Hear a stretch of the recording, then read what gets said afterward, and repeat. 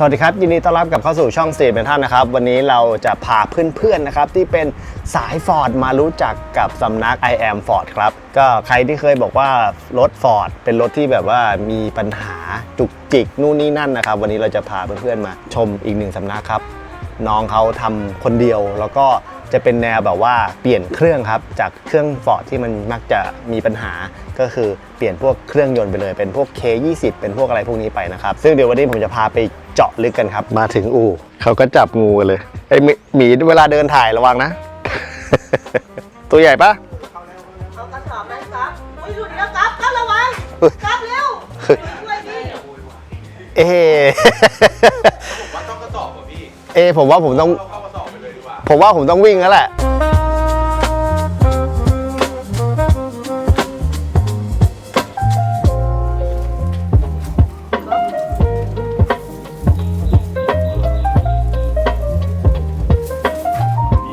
ซึ่งวันนี้ครับผมจะเอากล้องตัวนี้ครับ Sony A7 Mark V มาลองครับนอกจากที่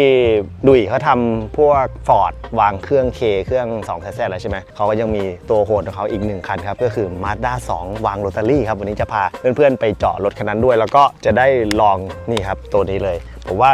น่าจะเป็นตัวจบของสายรถนะครับสำหรับ Sony A7 V เราอยากจะมาลองซิว่าถ่ายภาพนิ่งแล้วก็ถ่ายคลิปวิดีโอจะเหมาะกับงานของเราหรือเปล่าครับจับถนัดมือ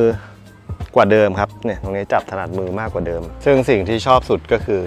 ตัวจอครับเปิดตรงนี้ได้อีกชั้นหนึ่งก็คือเราสามารถที่จะปรับได้หลายองศานะครับไม่ว่าจะถ่ายแนวตั้งแนวนอนเนี่ยมันสามารถเปิดอย่างนี้ได้ด้วยนะครับอันนี้คือจุดเด่นของเขาทำให้เรามีมุมแองเกิลในการที่จะถ่ายรถได้มากขึ้น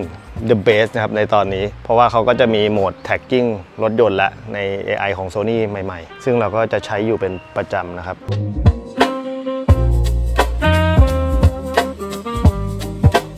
กล้อง Sony A75 เซ็นเซอร์ตัวใหม่ล่าสุด33ล้านพิกเซล Full Frame ที่อ่านข้อมูลไวกว่าเดิมถึง 4.5 เท่าสายวิดีโอยิ่งต้องว้าวเพราะตัวนี้ถ่าย 4K 60 เฟรมแบบไม่ครอป Oversample จาก 7K ภาพคมจัดชัดจริงหรือจะเล่น Slow Motion 4K 120 เฟรมก็ทำได้สบายที่เด็ดคือระบบโฟกัส AI ที่ฉลาดขึ้นมีโหมด Vehicle Detection เกาะติดรถแม่นยำสุดๆครับเรียกได้ว่าเป็นกล้องที่เกิดมาเพื่อสายไฮบริดทั้งถ่ายรถและคอนเทนต์ครีเอเตอร์ยุคใหม่จริงๆครับ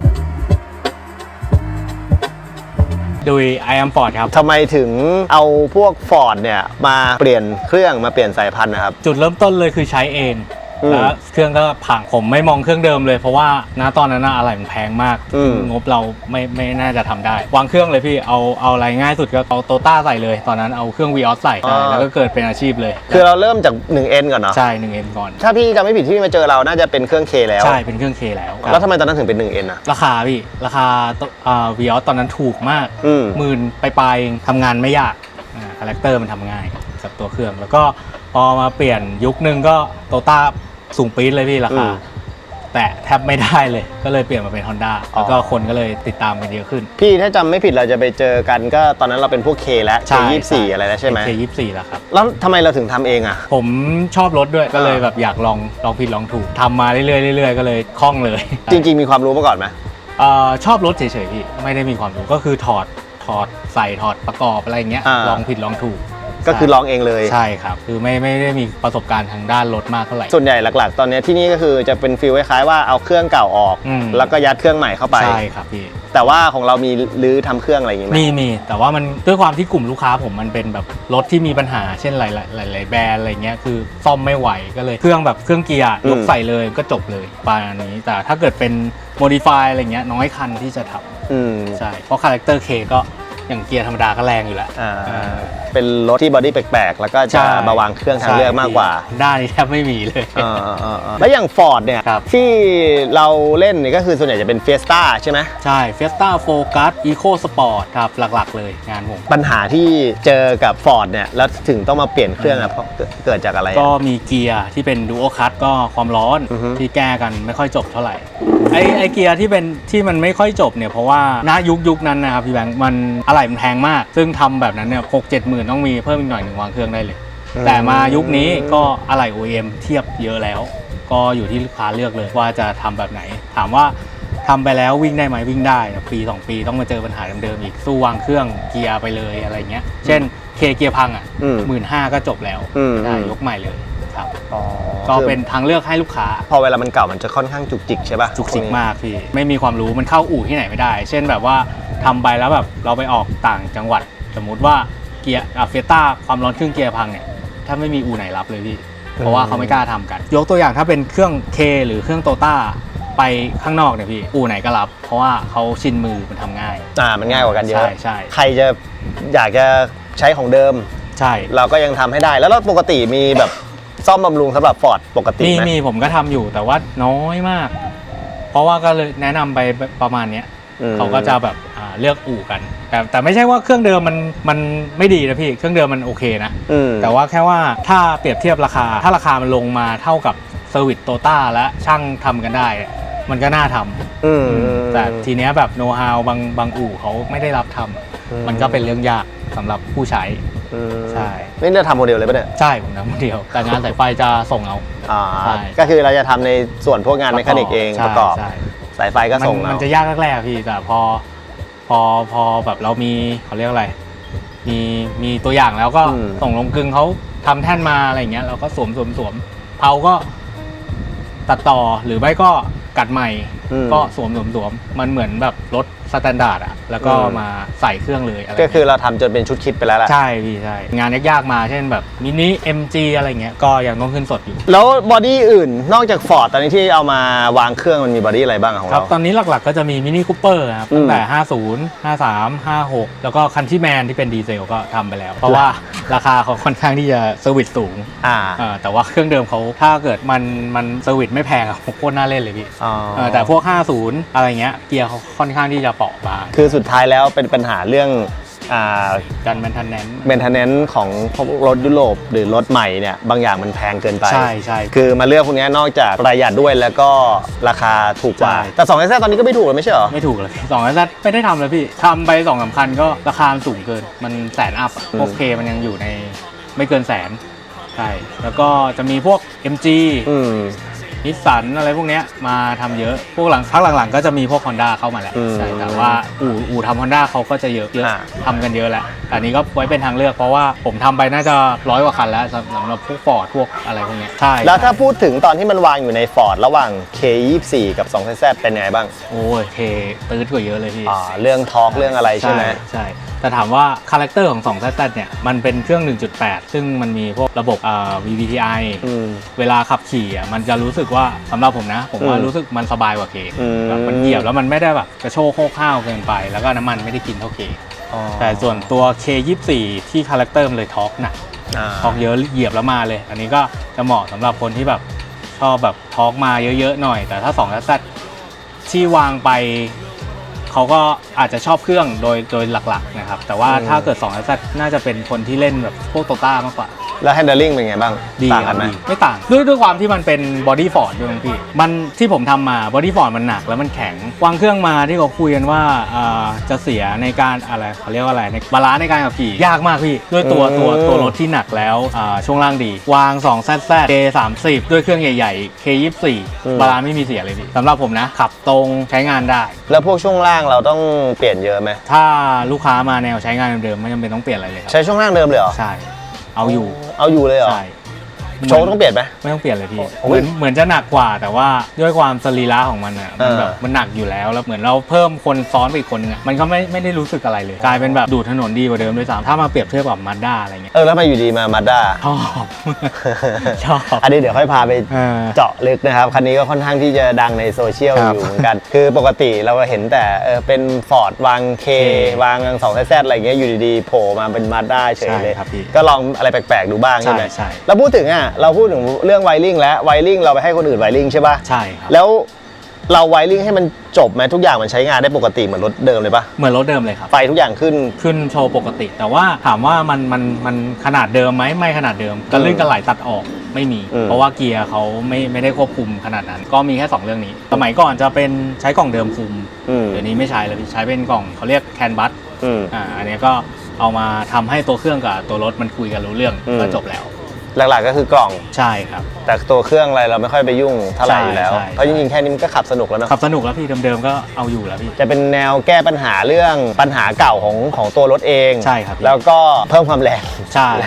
ใช่ ไหนๆมันเสียตังค์แล้วก็เอาให้มันแรงขึ้นไปเลยประมาณนั้นใช่ไหม ใช่ประมาณนั้นครับแต่ลูกค้าชอบพี่ทำเยอะโอ้โหทำมาแบบแฮปปี้อะ อ่า เพราะเขาแบบบางคนแบบไม่เคยขับรถที่แรงม้ามันเกิน150อ่ะโอ้โหขับคนละเรื่อง อย่างนี้ก็แสดงว่าลูกค้าส่วนใหญ่ก็ไม่ใช่คนที่เล่นรถ ใช่ไม่ใช่เลยพี่ อืม แนวใช้งานซะส่วนใหญ่ จริงๆเราก็รู้จักดุยกันมานานแล้วตอนแรกที่มาเล่นเอเจนซี่อยู่แป๊บหนึ่งนี่เป็นคนมาซื้อไฟท้ายอันเก่าของ A15 ผมแต่สุดท้ายขายไปแล้วรถ ขายไปแล้วครับฝันคือ R32 อ่า ก็คือมีโอกาสก็เลยรีบคว้าไว้ แล้วนี่เราเซอร์วิสทำเองเลยปะเนี่ย ใช่ทำเองทุกอย่างเลยพี่เคยหรือผมเคยมี350 วังเจก็ทำเองหมดเลยคันนั้น อ๋อเหรอ แล้วก็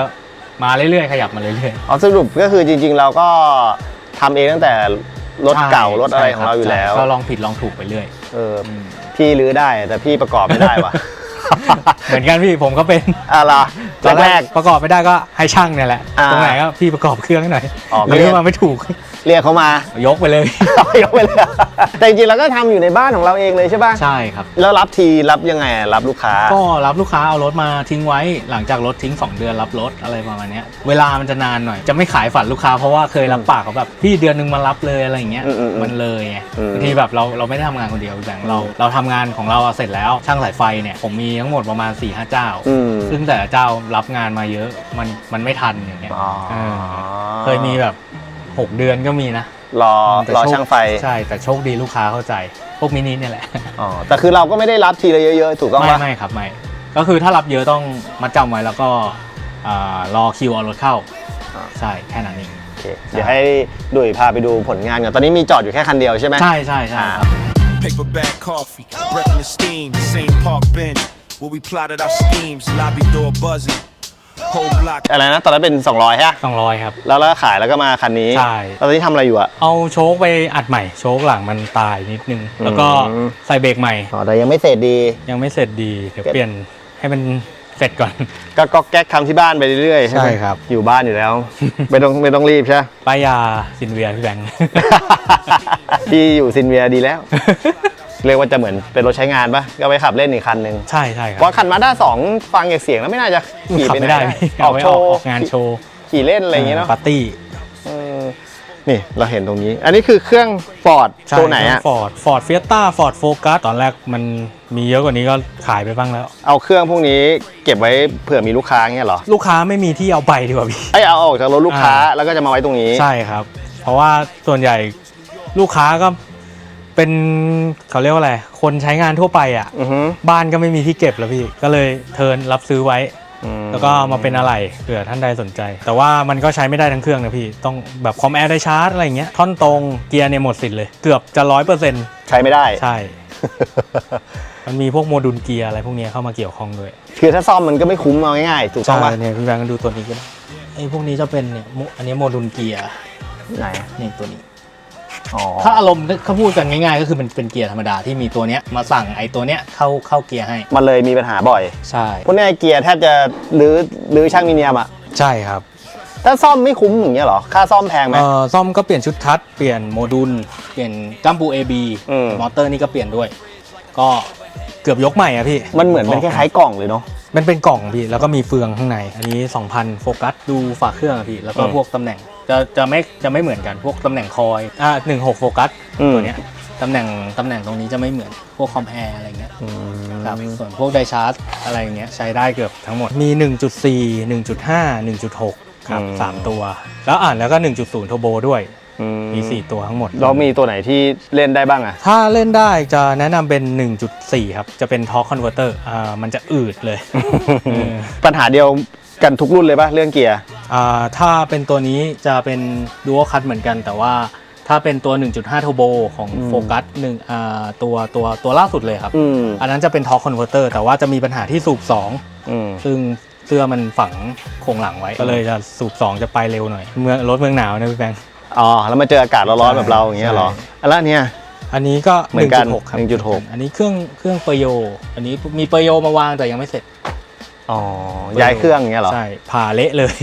คันกระติดหนึ่งวางเค24พวกนี้ก็เหมือนกัน 1.5 1.6 ก็ซื้อเก็บไว้เผื่อไอ้นี่ใช่ไหมรับเทิร์นง่าย ไม่มีทางเลือกพี่ พวกนี้ก็เป็น Vios แต่ว่าอันนี้เซอร์วิสเขาเอาออกอันนี้เครื่องมีปัญหา เดี๋ยวนี้วีออสเราก็ไม่ค่อยวางแล้วเนาะ ไม่ได้วาง ในพวกนี้ ใช่ ก็หลักๆจะเป็น K ใช่วางอยู่แต่แพงมากแสนต้น อืม วางเคดีกว่า 90,000 กว่าบาท แต่ K เราก็ใช้เกียร์ของ K เลยใช่ไหม ใช่เกียร์เคเลยครับพี่ เทาก็ทำเอา เทาแล้วถ้าเป็นผมทำ98,000 บาท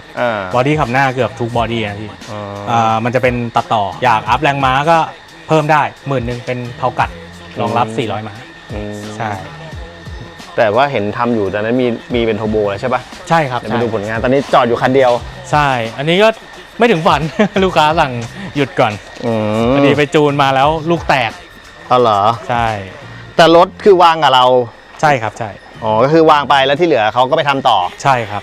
แล้วเราวางเป็นโทโบมาปะหรือไม่ ไม่ NA ครับเจต้าครับ ก็คือรุ่นเก่งเราเลยปะ ใช่ตัวนี้คือรุ่นที่ทำประจำ ห้องเครื่องเขาสำหรับการวางเคนี่มันพอดีเลยปะมันก็แอ พอบ ดีเลยครับ ไม่ต้องมีทุบไม่ต้องมีอะไรเลย มีปัญหาเรื่องความร้อนอะไรพวกนี้ปะไม่มี ความร้อนไม่มีเลยครับ แต่ถ้าอย่างเงี้ยอันนี้ยังไม่เสร็จยังไม่รู้เลย แต่ว่ามีน้ำดันแล้วล่ะตอนเนี้ย เป็นแนว NA ซะเยอะ โอ้โห ใช่ไหม เยอะเลย แทบจะไม่มีโทโบเลย ก็ โท มี โบน้อยมาก ก็มีคันนี้มาเป็นโทโบ ใช่ วางเคมันต้องทำอะไรบ้างอะแปลงอะไรบ้างต้อง แต่งแท่นเครื่อง 3 ตัว อือฮึ ถ้าพูดกันในศัพท์ช่างก็คือทำตัวเครื่องเข้าหาตัวรถ อืม คือเราจะเปลี่ยนเครื่องเป็นเครื่องเดิมเมื่อไหร่ก็ได้ อืม โดยที่ไม่ให้ตัวรถมันบุบสลายอะไรเงี้ยพี่ อือฮึ ไม่มีการทุบไม่มีการอะไรทั้งนั้น เป็นท่านั้นไป ก็คือสามารถกลับเป็นเครื่องเดิมได้เสมอ ใช่ใช่ไอ้พวกเนี้ยแท่นเครื่องเขาจะเป็นทันสปอร์ตแต่ว่าไอ้ตัวแท่นมันจะใส่เป็นลูกยางปีกนก เพื่อความให้มันไม่สั่นมาก อือฮึ แต่ว่าถ้าวางแบบใช้งานจะใช้แท่นเครื่องเดิมของเฟต้าทั้ง 3 ตัวเลย ใช่ เพราะว่ามันลูกค้าไม่อยากได้แบบ ใช่อย่างเงี้ยฟิล สถาน ใช่สถานแน่นอน แล้วอย่างนี้เราต้องตัดคานปะถ้าเป็นรถเดิม ถ้าไม่ต้องตัดเลยพี่ เหมือนเอาเครื่องสวมไปเฉยๆอะแต่อย่างเงี้ยเขามีโทโบมีอินเตอร์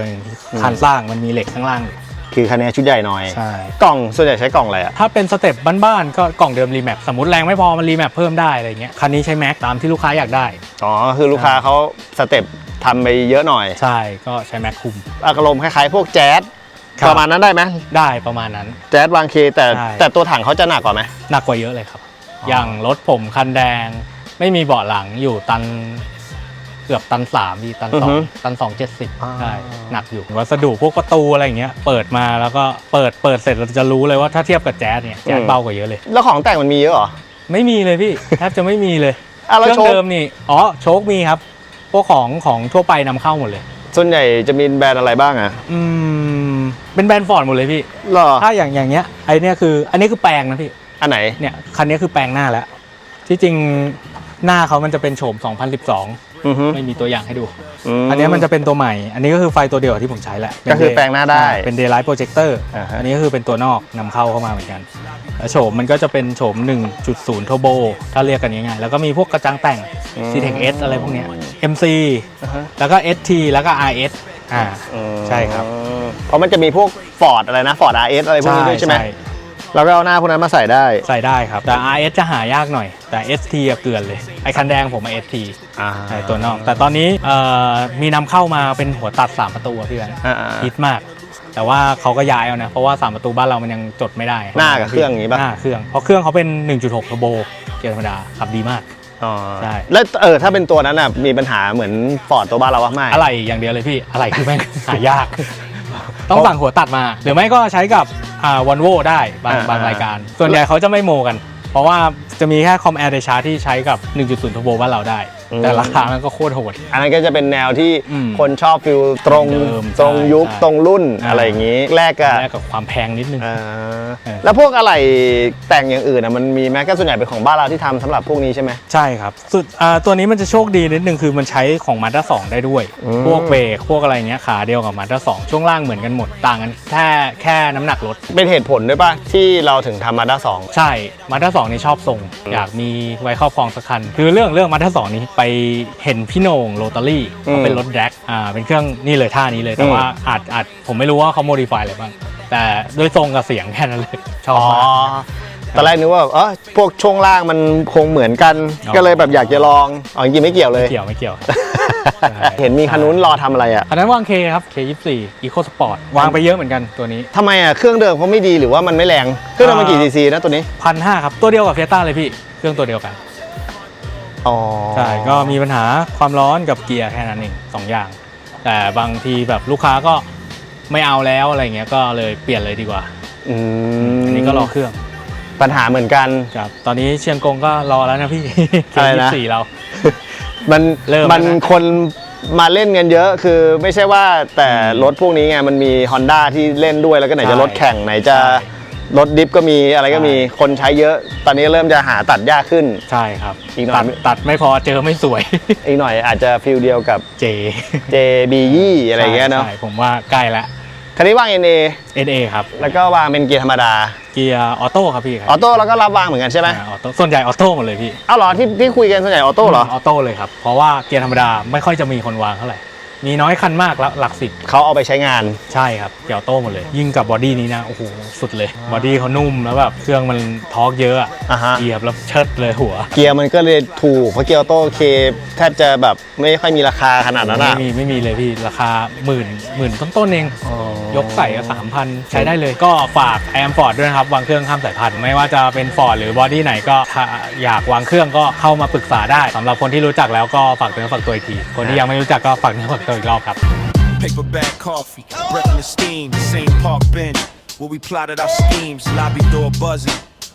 เราใช้กล้องตัวนี้เป็นตัวสัมภาษณ์ซึ่งบอกเลยว่าเรื่องความร้อนดีมากๆครับไม่ฮีทเลยจริงๆปกติเวลาเราสัมภาษณ์เราจะใช้เป็นตัวเล็กนะครับแล้วซึ่งตัวเล็กเนี่ยอาจจะฮีทบ่อยแต่เมื่อกี้ลองเป็นตัว A75 ก็ถือว่าโอเคนะสะดวกมากนะครับในการทำงานของผมคือจะมี AI ช่วยครับ AI เขาฉลาดมากตัวนี้เขาสามารถเห็นปะเลือกได้ยันเครื่องบินหมาแมวนกคนแล้วก็รถครับจริงๆมันก็มีตั้งแต่ตัวเก่าแล้วแหละแต่ว่าตัวนี้ก็เหมือนจะเร็วขึ้นดูดินะหมุนปุ๊บจับปั๊บเลยทำให้เราอินเสิร์ตรถได้ง่ายเนี่ยเราเปลี่ยนคันปุ๊บเห็นไหมสมมติเวลาเราสัมภาษณ์ใช่ไหมถ้าเราไม่อยากให้เห็นรถแล้วก็ปรับเป็นคนมันก็จะโฟกัสคนครับโอ้โฟกัสเขาสุดยอดมาก แล้วก็อีกหนึ่งอย่างที่ตัวนี้เพิ่มเข้ามาแล้วก็คือนี่ครับแมวครับไม่ใช่ แมวร้องดังเหลือเกินนี่ครับมี Dynamic Active แล้วนี่นะแต่ว่ามันจะครอปมาปกติเราจะใช้แค่ Active ธรรมดาครับแต่ว่าถ้าเราอยากจะสมมติเราอยากจะ Handheld แล้ว Insert ให้นิ่งขึ้นเราก็ใช้เป็น Dynamic Active เลยเนี่ยมันก็จะแบบเวลา Insert รถมันก็จะนุ่มนวลขึ้นอะไรเงี้ยเราก็ค่อยๆย่องได้อะไรเงี้ยเป็นอีกหนึ่งสิ่งที่เลิฟเลยเรื่องกันสั่นครับตอนที่เราถ่ายอยู่ในอู่นี้เราไม่ได้ใช้โลนินครับเราใช้ Handheld อย่างเดียวแล้วก็เปิด Dynamic Active แล้วเราก็ค่อยๆเดินเอาครับซึ่งเรียกว่าตัวนี้เริ่มหลงรักทีละนิดครับอันนี้ Sony เขาให้ยืมมาลองใช้นะครับช่วงหลังๆนี้เราก็จะเอามาถ่ายคลิปของเรานั่นเองครับไม่รู้เอามาให้ลองใช้หรือมาป้ายยาของแน่เดี๋ยวเรากินข้าวก่อนพอดีแม่เขาทำกับข้าวไว้ให้แล้วเดี๋ยวจะไปกับ Mazda 2 ครับอยากลองฟิลดูซะหน่อยแล้วก็เดี๋ยวเราจะได้เอา A75 เนี่ยลองถ่ายโรลลิ่งลองถ่ายอินเสิร์ตรวมถึงเดี๋ยวเราจะถ่ายภาพนิ่งด้วยครับพี่แบ่งข้าวนะพี่กินเป็นคนกินข้าวน้อยลดคาร์บให้หมีอ้วนคนเดียวพอ ทำงานมันก็เผาหมดแล้ว นี่แม่ทำกินอยู่แล้วเหรอเนี่ย ใช่ครับ แม่ทำเยอะมากอ่ะ นี่มีพี่แบงค์จะมาไง อ๋อ เอาข้าวให้หน่อย แขกมา แขกมานี่มีผัดฉ่าด้วย ชอบเลยนะเขาจะ มาพี่หมี แล้วก็นั่งกินส่วนใหญ่ก็ทำรถแล้วก็กินอยู่ที่บ้านเนี่ยถ้าไม่ค่อยไปไหน ใช่ครับ มีลูกค้ามานั่งรอด้วยเหรอ มีครับ เพราะส่วนใหญ่มันทำนานๆทั้งนั้นไม่หรอ เพราะว่าส่วนใหญ่มีเซอร์วิสทั่วไปด้วยพี่พวกช่วงล่างอะไรเงี้ย อืม อีกงานนึงที่เป็นงานหลัก อ๋อทำเซอร์วิสช่วงล่างทั่วไปด้วย ใช่ พวกฟอร์ดจ้ะ ใช่สายพานน้ำมิ่งสายพานหน้าเครื่องวาล์วน้ำอะไรพวกเนี้ยชุดหม้อน้ำ อ๋อเปลี่ยนแบบเดียวว่ามัน ไหนว่ารถเดิมใช่ไหม ใช่ครับ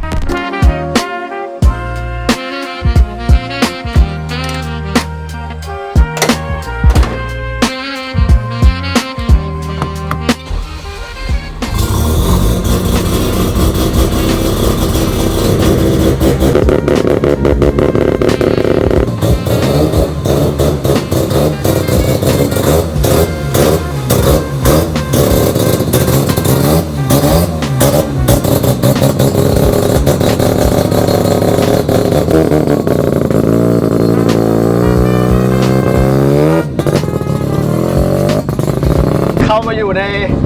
มาด้า2โรตารี่โอ้โหลาดเอาเรื่องอ่ะ อันนี้คือปิดวาล์วอยู่ใช่ไหมเนี่ย ปิดอยู่ครับ ปิดก็คือจะเงียบ ใช่เงียบนิดนึง นี่คือปิดแล้วเหรอเนี่ยมีวาล์วแล้วเหรอ มีแล้ว อ๋อแต่ถ้าเราแบบไม่มีวาล์วก็จะลั่นเลยฮะ ใช่ครับ คันนี้มีแอร์ปะ ไม่มีมีแต่ลม คือเน้นขับเล่นเน้นไอ้นี่อย่างเดียวเลยฮะ ใช่ เสียงแม่งได้ดีว่ะแล้วประเด็นคือเป็นขับหน้าใช่ไหมเนี่ย ขับหน้าครับ มันแปลกตรงที่มันเป็นขับหน้านี่แหละ ใช่ แล้วเติมอะไรคันนี้ 20ครับ 20 ใช่แล้วก็โอโตลูปด้วย กินน้ำมันไหม โอ้ยสุดๆพี่ นี่ไม่รู้ว่าที่เราคุยกันแล้วจะได้ยินหรือเปล่านะ น่าจะได้ยิน เสียงอย่างลั่นอ่ะ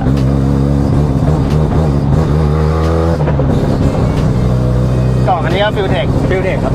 450แต่ที่จริงมันต้องใส่อีกใบพี่ตั้งแต่ตอนพี่ทำอะไรยังไม่ได้เปลี่ยนเลยแต่ว่าใช้ได้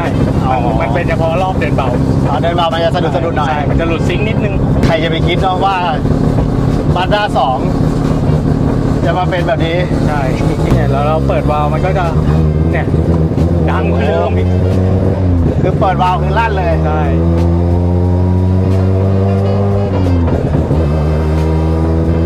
เหมือนอยู่ในเซเว่นเลยอ่ะ ไม่ได้เหมือนอยู่ในมาด้า2เลยอะ เสียงเหมือนกันเลย อ๋อแต่ถ้ารอบเดินเบาๆมันก็จะไอ้นี่หน่อยเนอะ ต๊อด เสียงโคตรได้เลยว่ะ ไม่รู้คุยกันแล้วได้ยินหรือเปล่านะ น่าจะได้ครับ เสียงไม่ได้ว่ะแล้วทำไมเรื่องเป็นเอเนีย เสียงเลยพี่ เสียงล้วนๆเลยฮะ ใช่พอร์ตตรงด้วยไม่ใช่แบบไอ้นี่นะ อ่า ไม่ใช่พวกเซมิพอร์ตนะอันนี้พีพอร์ตเลย แต่มันก็นั่งสบายอยู่เหมือนกันนะ ใช่ครับ ไม่ได้แบบ คือฟิลนี่ถ้าเกิดพวงมาลัยขึ้นครบเหมือนเดิมก็คือ ถ้าตัดเสียงเครื่องเสียงออกไปมันก็คือขับคล้ายๆเดิมเลยครับ นี่ท่อตรงเลยปะ ไม่ครับมีพักกลางด้วย นี่มีพักกลางเหรอเนี่ย ไม่มีมันดังพี่แต่ว่ามันจะดังแหลม อ๋อ ๆอันนี้มันจะแบบออกนุ่มๆทุ่วมๆอะไรอย่างเงี้ยพอปลายข้างหลังก็เป็น RE อ่า ปลายใหญ่มาก ชิดแต่ได้อารมณ์ดีว่ะ ใช่ ความร้อนปกติ ปกติครับคันนี้ไม่มีความร้อนดีเป็นปั๊มน้ำไฟฟ้า อ๋อมีแค่แบบขี่ยากหัวคันเร่งหน่อยฮะ ใช่ครับ ไม่เอาเรื่องว่าได้ฟิล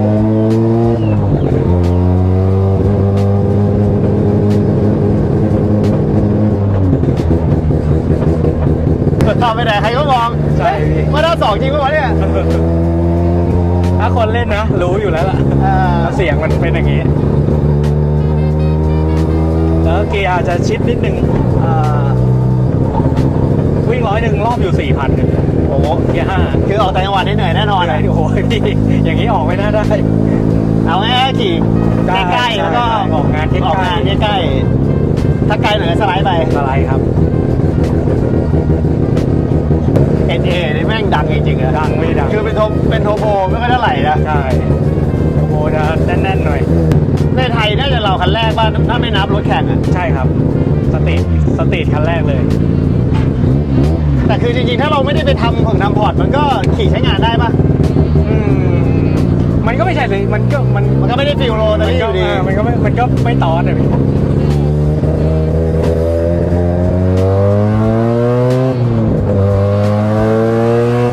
แค่นี้ก็ได้ฟิลแล้วอ่ะ ใช่ ไม่ต้องเอาแรงเลยอ่ะ จริงก็อยากมีรถเก่าๆแล้วเสียงโรตารี่อยู่กันนะ ใช่พี่ แต่โรตารี่เดี๋ยวนี้มันราคาเริ่มต้นมันแพงไง เอาเรื่องเลยครับ มันสะดุดหัวคันเร่งเดียวเนาะ ใช่มันหลุดซิงค์พี่ อ๋อ เนี่ยถ้าเกิดมันสะดุดรอบมันจะหายเลย อ๋อ เป็นที่กล่อง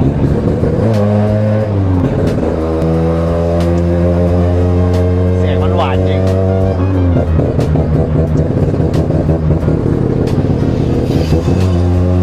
ฝรั่งนี่โอ้ยชอบเลย ฝรั่งชอบไปแล้วเนี่ยทรงเนี้ย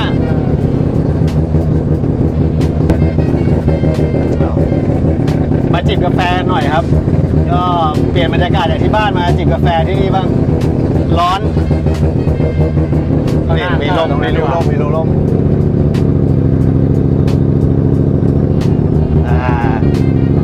เรามาจิบกาแฟเลยขอลองนั่งรถดูหน่อยเสียงลั่นมาก สงสารพี่แบงค์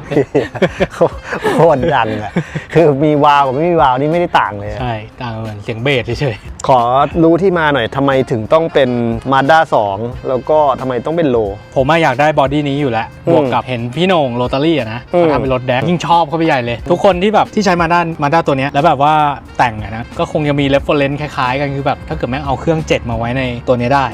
ต้องคงเฟี้ยวน่าดูอะไรเงี้ยก็เลยแบบเกิดเป็น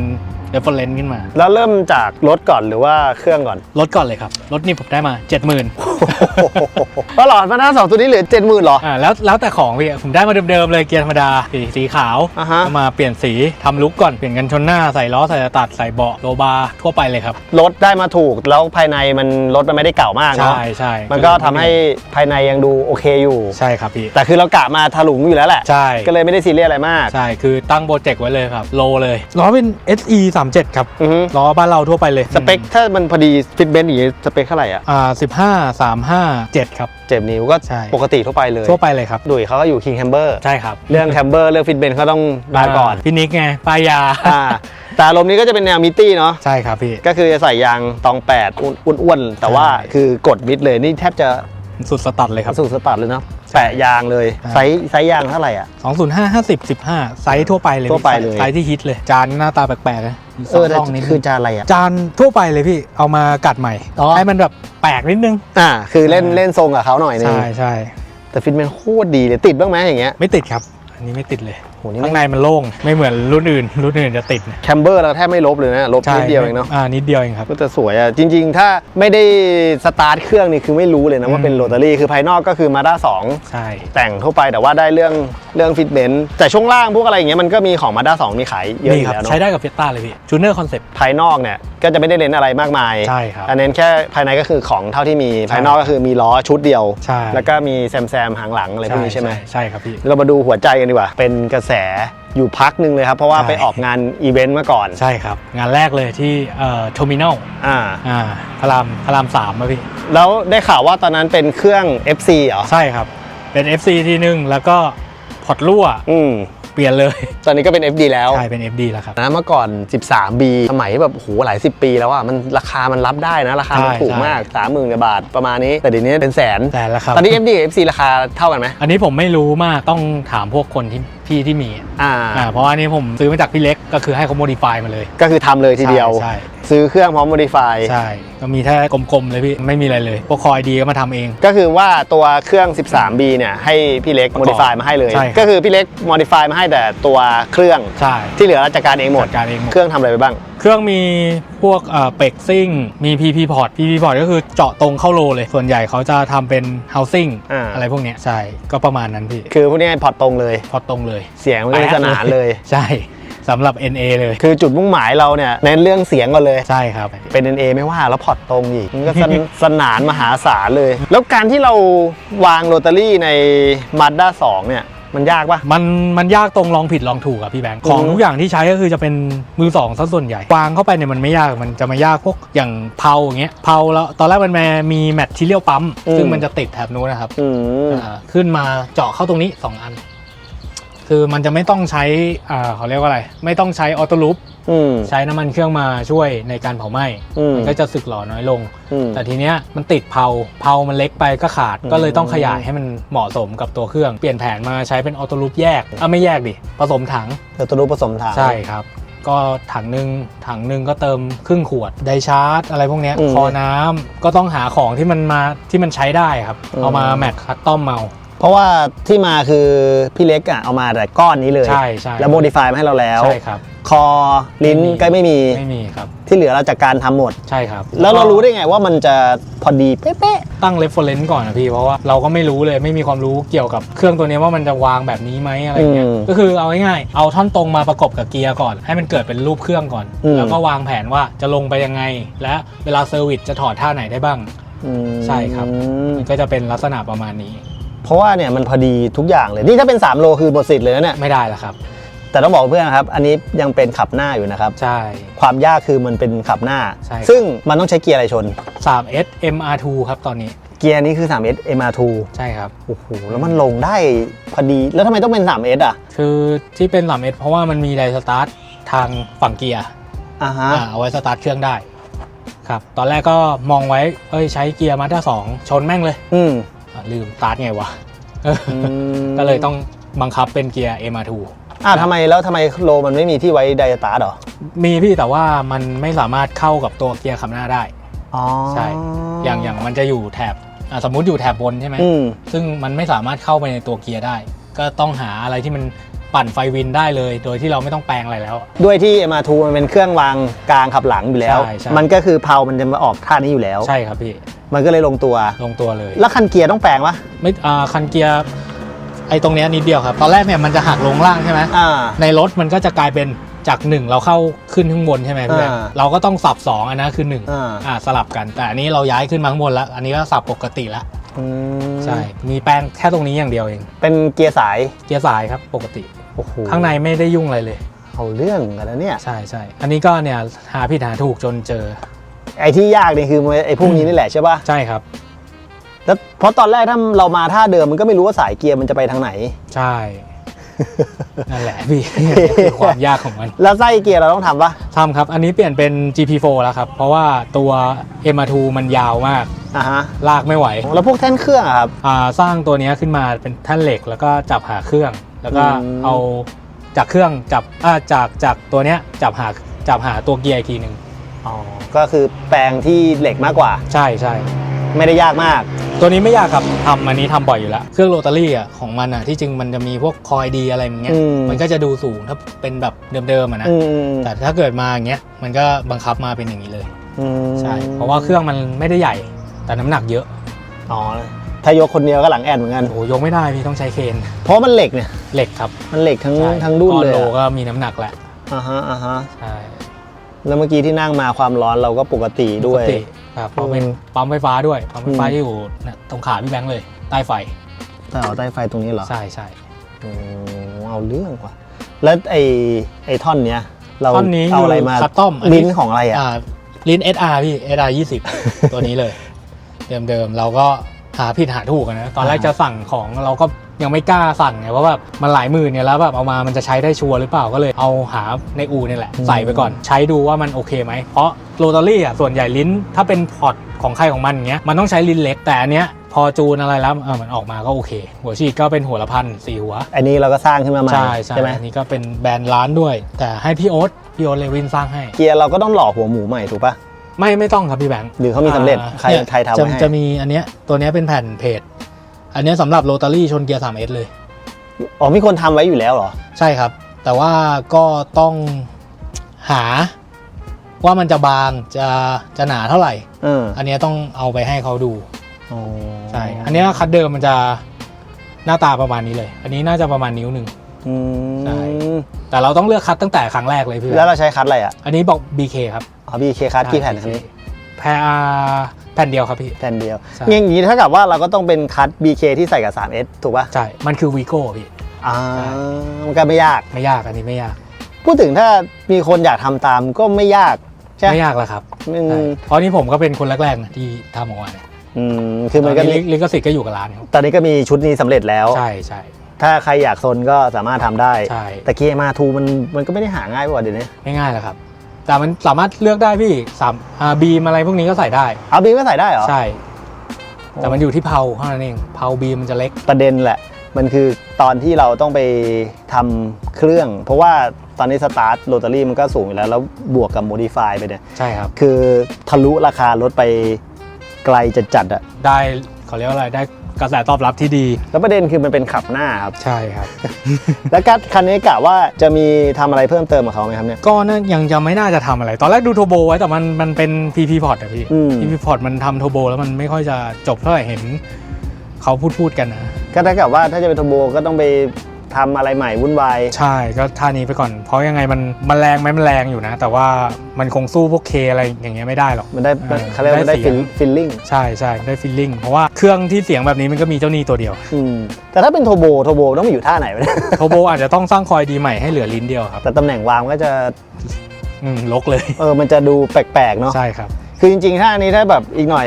อยากจะเก็บให้มันสวยงามก็คือไปเล่นที่ลิ้นเอาแล้วก็ทำ ใช่ เป็น ครับ ปากแต่อะไรขึ้นมาสักหน่อยอย่างนี้ใช่ไหม ใช่ มันก็อาจจะแบบดูเต็มตรงนี้มากขึ้นอันนี้มันก็อาจจะดูเครื่องมันดูต่ำไป ต่ำหน่อย นิดนึง ใช่ โอ้โหเอาเรื่องอ่ะก็คือเริ่มจากที่ดูรถแข่งเขาเป็นหลักเลย แล้วตอนนั้นเคยได้เห็นรถจริงของ ไม่เคยเลยพี่ไม่กล้าทักไปด้วย อ้าวเหรอ เพราะแบบเรามีบัดเจ็ตหน่อยก็วะไปปรึกษากับหลายๆคนแล้วแบบมันเหมือนแบบว่ามันทำไม่ได้หรอกอะไรเงี้ย มีพี่เล็กนี่แหละแกก็ให้คำตอบว่าทำได้เดี๋ยวลองร่วมกันดูก็เลยออกมาเป็นท่านี้ คือหลักๆเนี่ยมันก็คืออยู่ตอนที่วางนี่แหละ ใช่ ไอตอนทำเครื่องอะพี่เล็กเขาทำได้อยู่แล้วแหละ ทำได้อยู่แล้ว แต่ตอนวางก็คือเราก็ต้องมานั่งได้ข่าวยกเข้ายกออกบ่อยมาก บ่อยมากพี่กว่าจะลงตัวนะ แล้วจุดที่ยากที่สุดอะของอันเนี้ยที่เราเจอ ผมว่ากล่องควบคุมอะไรพวกเนี้ยเพราะว่าเราใช้เป็นมือสองหมดเลยอย่างกล่องฟิลเทคที่เอามาตอนแรกๆก็มีปัญหากันไม่เจอตอนจูนรอบล่าสุดท้ายมาเจอเปลี่ยนกล่องใหม่แล้วหายเลย ออกจากบ้านทีล้างหัวเทียนพีอะพี่ หรอ ใช่น้ำมันมันหนามาก หัวเทียนก็ได้ข่าวว่าไม่ถูกเลยใช่ไหม ไม่ถูกสุด อ๋อแต่ที่เซอร์วิสหัวเทียนก็ดูไม่ยากเท่าไหร่เนาะ ไม่ยาก แค่ ครับ ล้วง ใช่ ๆแต่มันโล่งมากเลยเซอร์วิสน่าจะชิล ได้อยู่ครับ ถอดเกียร์ตอนนี้ก็ยกลงได้แถบเดียวแล้วตอนแรกยกไม่ได้ติดพวก traction bar ข้างล่าง แต่ผมว่าเป็น NA มันเท่ดีแล้วอะถ้าเป็นโทโบ มันก็ ยังนึกท่าวางให้สวย ยาก ๆไม่ได้เลยเนาะ ขึ้นมาตรงนี้ก็ไม่รู้จะมีอะไรอีก ผมว่าเป็น NA แล้วเดี๋ยวถ้าเกิดทำปากแต่สวยๆมันก็คงจะแบบคงจะเฟี้ยวอะโปรเจกต์รถที่ไม่แพงแต่เครื่องแพงเหลือเกิน ใช่ ทั้งคันนี่มีเครื่องแพงอย่างเดียว เบสเสร็จที่โอ้โห4ต้องมี 4 มีครับ ต้องมี 400,000ถึงจะได้ แต่ว่าด้วยใจรักเนาะเรา ใช่ ในอู่เราก็คือเกิดมาจากรถบอดี้ ใช่ บ้านแต่ ใช่ เครื่องแปลกอยู่แล้ว ใช่ ซึ่งเดี๋ยวนี้ก็ต้องบอกว่าอาจจะเห็นน้อยลงเนาะในยุคปัจจุบันเพราะถ้าเป็น ใช่ สมัยก่อนในยุคผมอะมันก็เป็นรถบ้านแล้วก็วางเครื่องแปลกๆมันเป็นเรื่องปกติ ของรถซิ่งสมัยก่อนเดี๋ยวนี้ต้อง ใช่ครับพี่ คือรถใหม่ๆมันก็แรงแล้วอะขับ BM เดี๋ยวนี้เนาะนิดๆหน่อย อันนี้เติมนิดหน่อยก็ชิลแล้ว ๆแต่คันนี้คือเราก็ไม่เน้นเรื่องความแรงอยู่แล้ว ไม่เน้นอยู่แล้วครับ ตอนนี้กี่ม้าไม่รู้ 270 270 ก็คือขึ้นไดโน่เรียบร้อยหมดแล้ว ขึ้นแล้วครับแต่ก็ขับสนุกอยู่ ส่วนใหญ่ก็อันนี้ก็ไม่ได้เน้นกดอยู่แล้วป่ะ ใช่เน้นออกงานมีกดทั่วไปโอ้โหในสนามเท่านั้น เออ เขาเกรงใจคนใช้ถนนด้วย เสียงมันลั่น เสียงมัน แค่เราขับ ลั่นเกิน เดินเบานี่ก็แย่แล้วนี่ต้องคอยปิดเปิดวาล์วตลอดเวลา ใช่ครับ อนาคตมีโปรเจกต์อะไรที่นอกเหนือจากนี้ไหมที่คิดเอาไว้ ก็มีนี่แหละที่ปรึกษาพี่แบงค์ไว้มีอาจจะมีเจขับหน้า แต่ไม่รู้บอดี้อะไร เครื่องมันหาง่ายอยู่แล้ว เมื่อกี้ดุยส่งรูปไปดูแล้วเอาไว้ ก็น่าสนุกดีท่อโบมันวางท่าไหนหรือคันนั้นเป็น NA ต้องโทรโบดิพี่ วางท่าไหนวะ เจมันต้องโทรโบต้องดูครับ เพราะว่าไอเสียมันอยู่ข้างหลัง ไอดีมอยู่ข้างหน้ามันก็เหมือนรถขับหน้าทั่วไปอ่ะแต่ว่ามันมี6สูบแค่นั้นเอง กราฟิลจะเป็นเหมือนเคโทโบอาจจะอยู่ท้ายเครื่อง ใช่ แต่ความยาวของ ยาว 6 เมตร มาก เนี่ยดิไอ้นี่มันสั้นปิ๊ดเดียวเอง นี่มันสั้น ไอ้นี่มันก็อาจจะแบบวางง่ายหน่อยแต่อันนั้นอะที่โปรเจกต์นั้นน่าจะต้องเป็นแนวทำตีเฟรมขึ้นมาใหม่ ใช่ ใช่ป่ะถึง เป็ จะ นรถเฟรม ถึงจะสู้ไหว แล้วก็มีอีกโปรเจกต์เหรอก็อยากเล่น3โล4โลเหมือนกันอนาคตใช่ไหม ใช่แต่รอให้มันแบบให้พี่ๆเขาทำกันไม่ถูกก่อน เราค่อยตามเนี่ย ใช่พี่แบงค์แม่งแพงเกิน มาด้า2โรตารี่ เรียกกันมาด้าทู มาด้า2โรตารี่เป็นอะไรที่เท่มากเพราะปกติเขาก็จะทำเครื่องเดิมหรือไม่เขาก็ไปเคกันเลยใช่ปะ ใช่ส่วนใหญ่ ใช่ไหม ก็จะไปเคกัน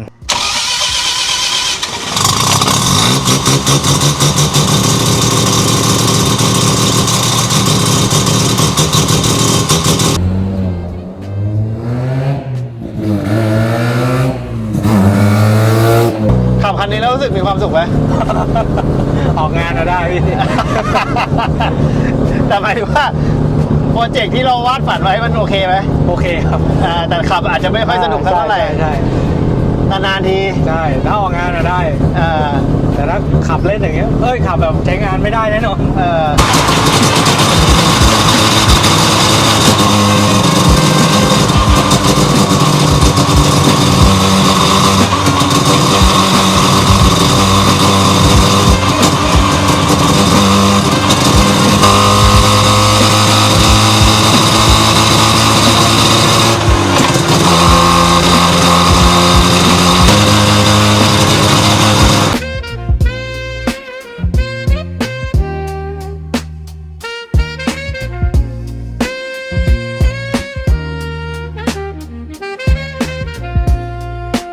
ก็โรลลิ่งเป็นที่เรียบร้อยแล้วนะครับ ลองเจ้า A75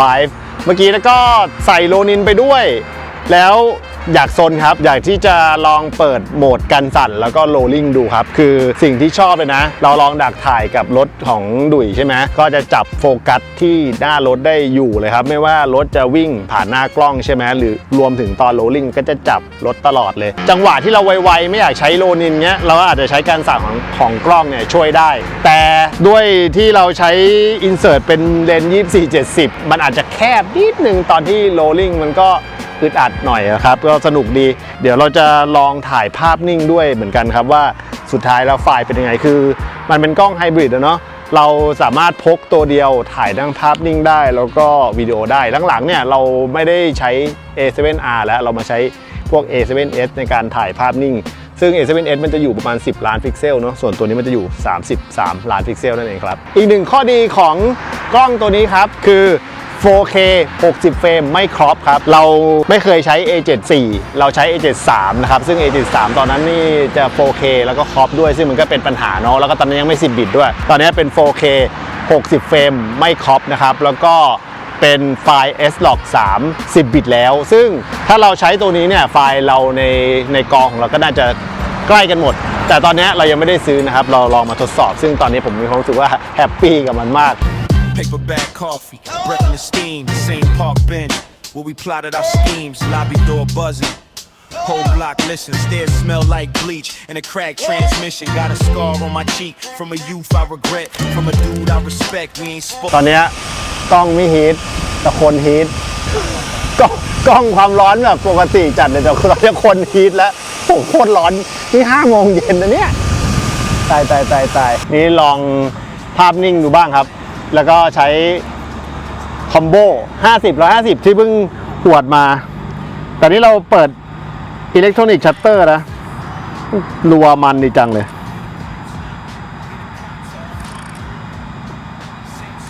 รัวเอาเรื่องอยู่นะ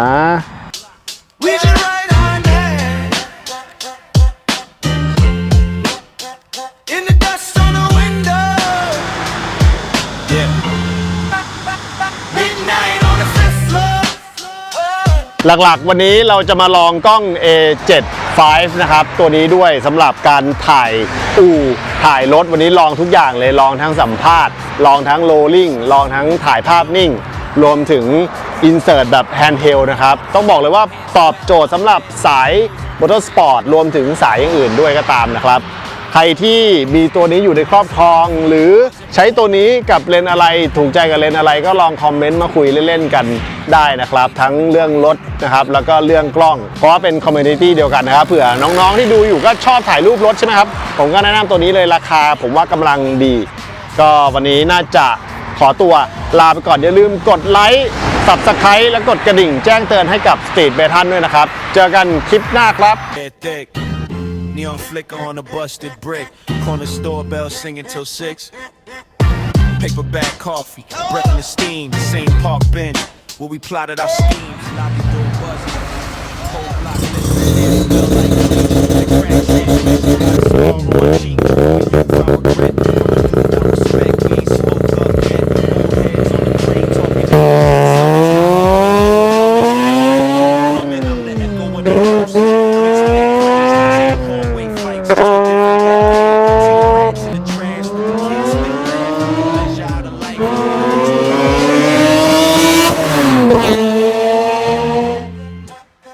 Midnight on the 5th floor. Hear the pipes knock, hear the cops at the front door. Same song on the same block.